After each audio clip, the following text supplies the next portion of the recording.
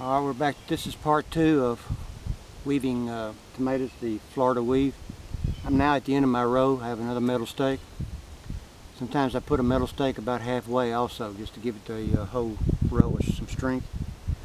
I've wrapped it around about 3 or 4 turns. So now we're going back the other direction.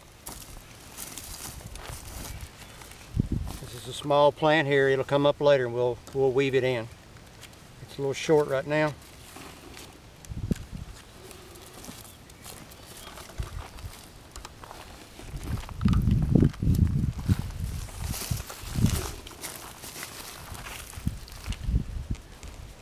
Now you can see we've got 2 strings. You just lift your limbs over the top. Pull it tight. I twist it twice. I come down. This plant's taller. I'm going to weave some limbs under it. These will catch up in a few weeks.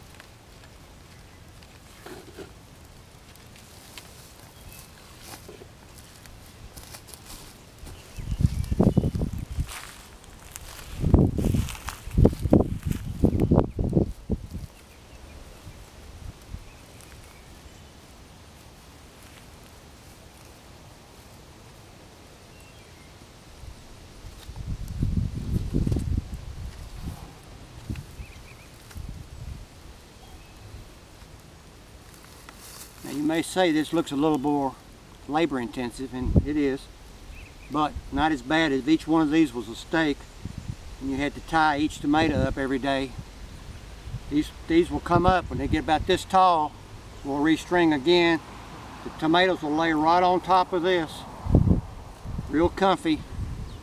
This string will support them all the way up. These are mountain fresh.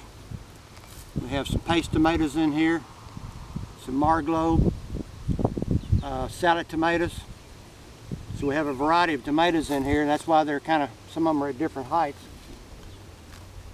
Also, I'd like you to take notice of how we do our mulch. Now this is also a little labor intensive, but it pays off in the long run. Underneath here we've taken a single sheet of newspaper. I lay the newspaper down, then we come back with straw.